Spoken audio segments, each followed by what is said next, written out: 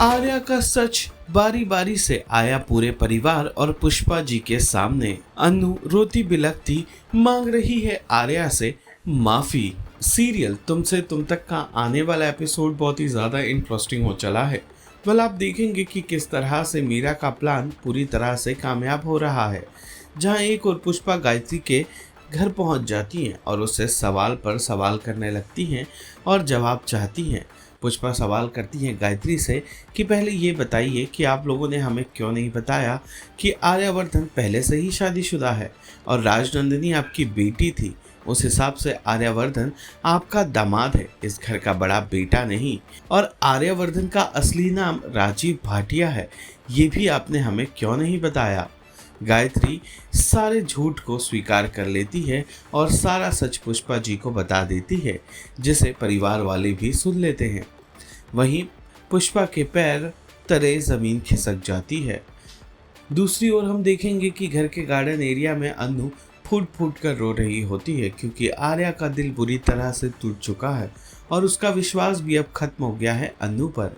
अनु आर्या को विश्वास दिलाते नजर आती है कि वो अगली बार राजनंदिनी से जुड़ी कोई बात आर्या से नहीं करेगी या राजनंदिनी से जुड़ा कोई भी किस्सा वो जानने की कोशिश नहीं करेगी। पर आर्या अनु की बातों पर अब विश्वास नहीं करना चाहता है, क्योंकि अनु ने अपना वादा एक बार नहीं, दो बार नहीं, कई बार तोड़ा है। वहीं पर अनु को भी इस बात का एहसास होता है कि अब शायद आर्या उसे माफ़ नहीं करने वाले हैं।